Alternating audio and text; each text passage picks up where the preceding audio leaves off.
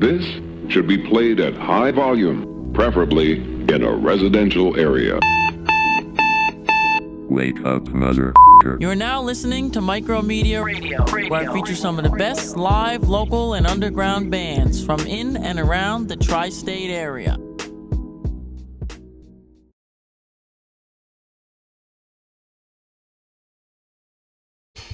You're watching the Micromedia Show, and I'm here with the Paper Jets from New Jersey. Let's try that one again.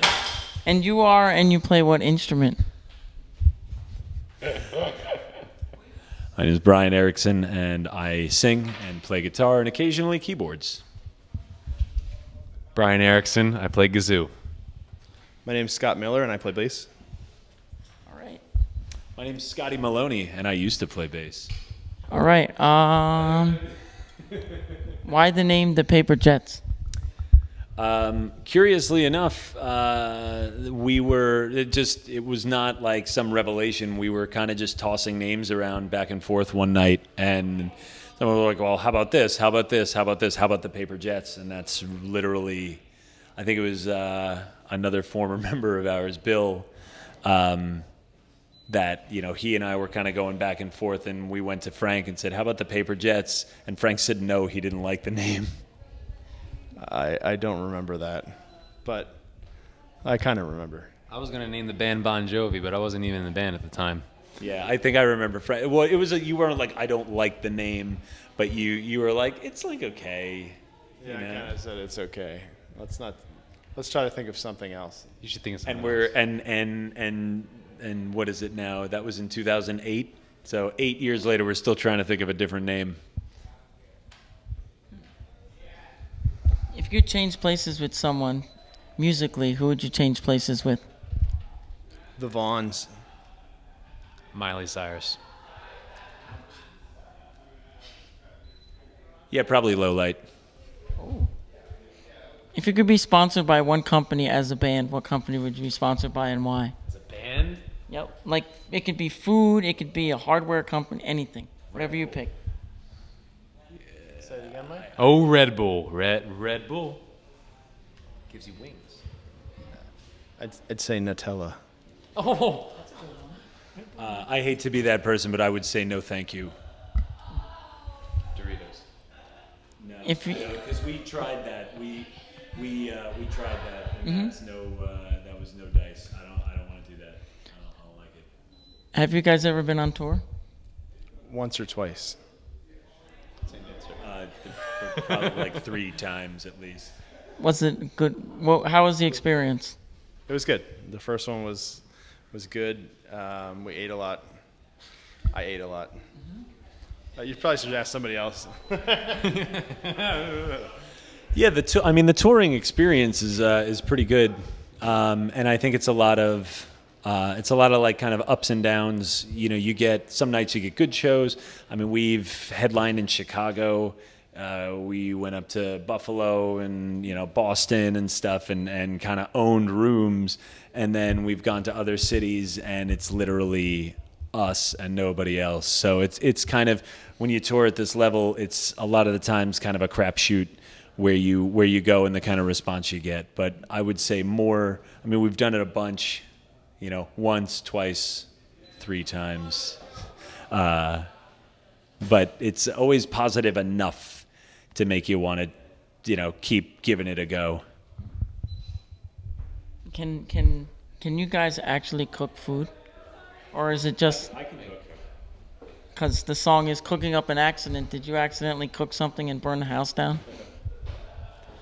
No, that song is about... well, it's not about cooking. It's about, you know, just kind of making all your own same mistakes. And when you do that... You know, when you have an idea, it's like, oh, yeah, I'm cooking up some idea. It's just a colloquialism. And so it's like, well, when the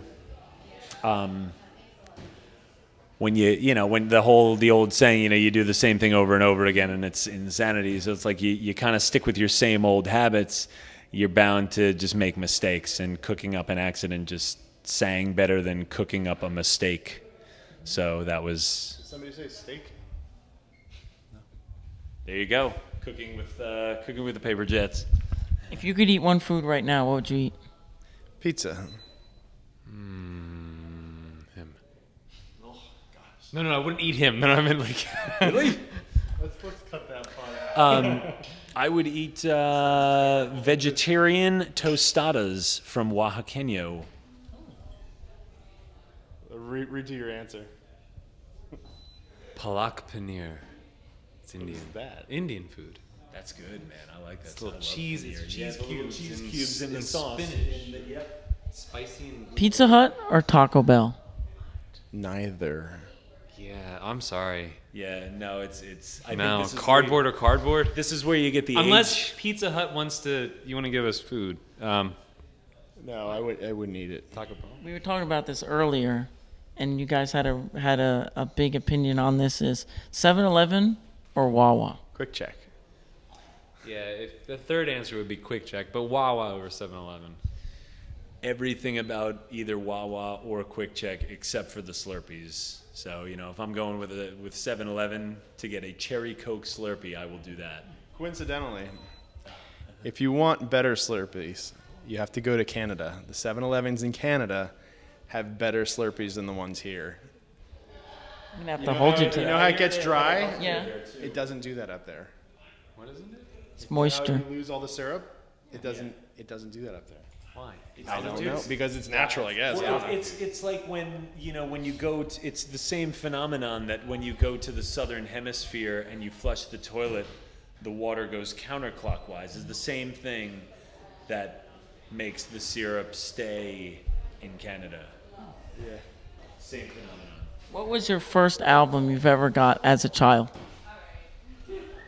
Me, Dookie by Green Day. That was the first album that was ever purchased for me. The first album I ever bought myself was the Ghostbusters soundtrack. I was 9. Yeah, so the first album I received. It could be either received or the first album you bought. Mostly. Received and bought because Okay. there's 2 eras. Received was Not Was, Walk the Dinosaurs single. That's a great, I love that. And the first album I bought, the Medicine Man soundtrack.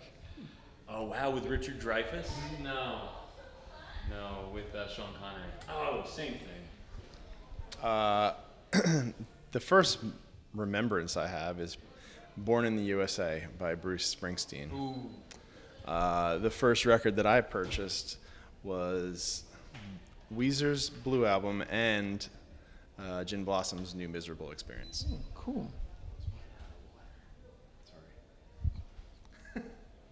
Worst experience being in a band? A or this? Any band, any musical experience? Like your guitar fell apart while you were on stage, On deck, 'cause I'm thinking of one. like a disaster story. For my Go thought ahead. process here. But anybody have one ready? Yet? Monty's Crown. No. That was pretty bad. You crapped yourself during your performance. That was tonight, actually. That was close to it tonight. That was the night that put us out of business for 10 months.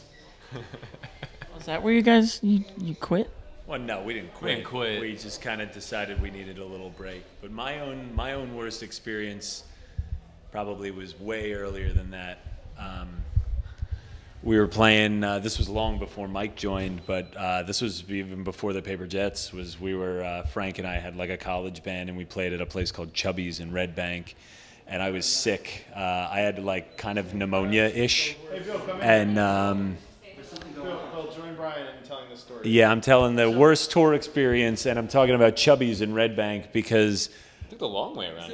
it was, Wanna yeah. walk across? It's all right. Come on in, Bill. Closer. But yeah, it was that Chubby's show that we played, and I was sick and driving from New York to commute to these shows and stuff. And the room was full, and it was like these people were ridiculing me. These kids who were 13 or 12 were laughing and pointing, and it was Jeff didn't want to even play.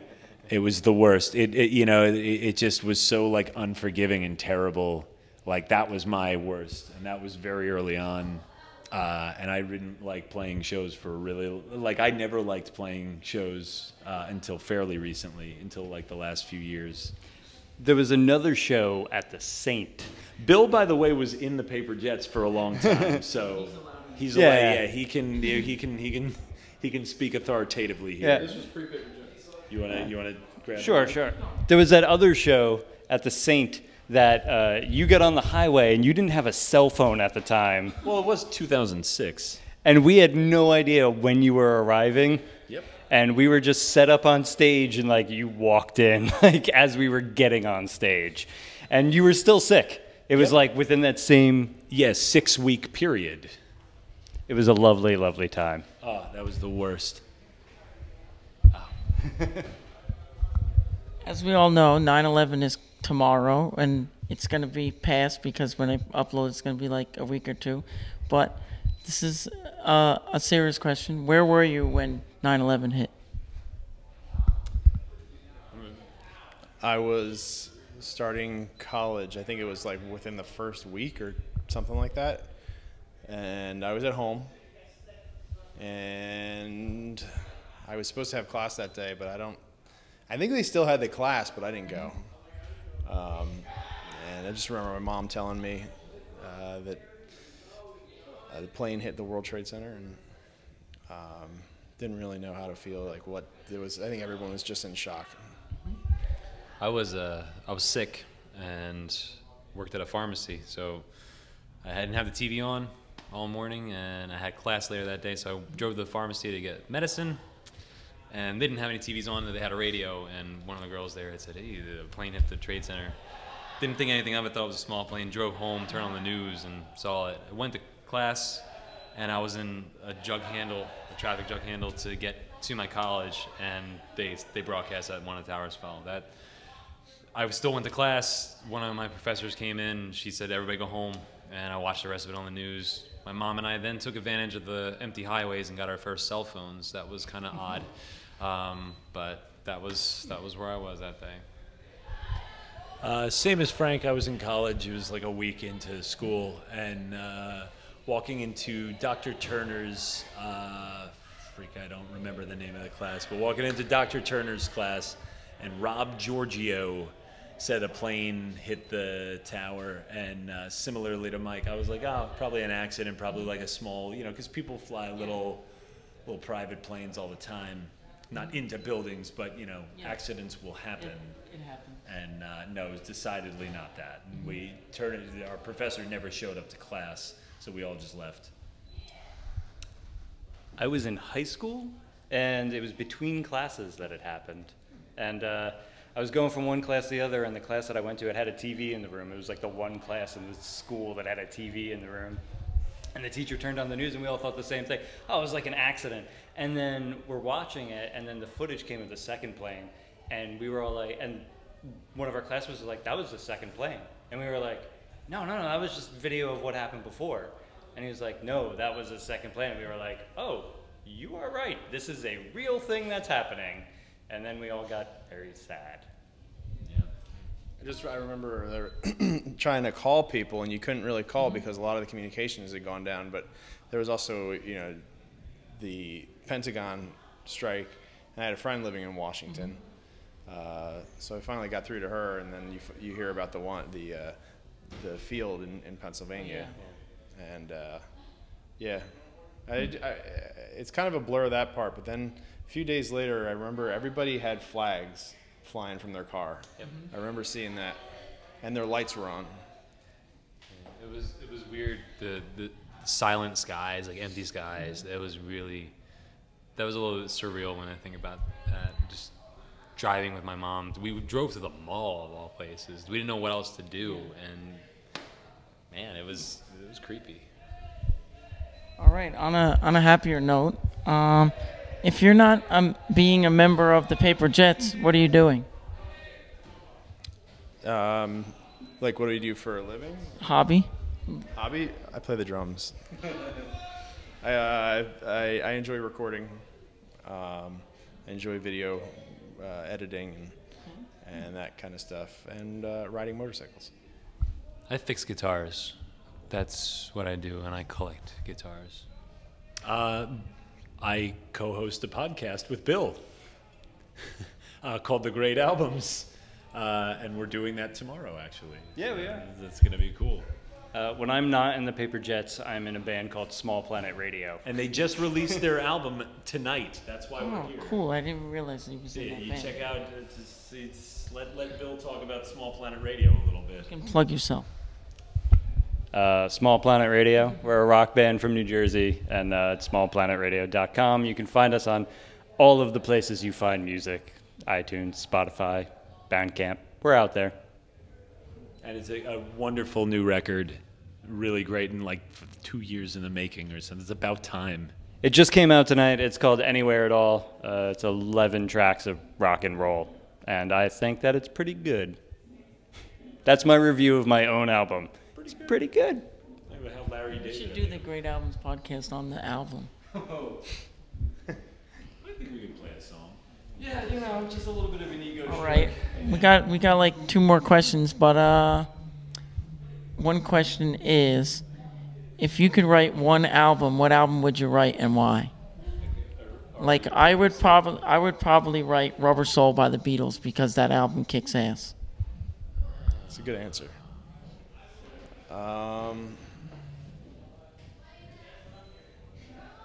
Tough question.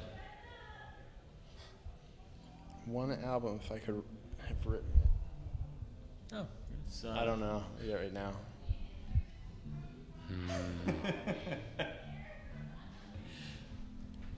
Brian's gonna be a member of Fall Out Boy. Brian Wentz. I don't know. Do I get to say do I get to give like the stupid answer? I want and say I mean, we all listen to really great music. Not saying like, we have great taste, but everybody listens to music that they think is great, you know?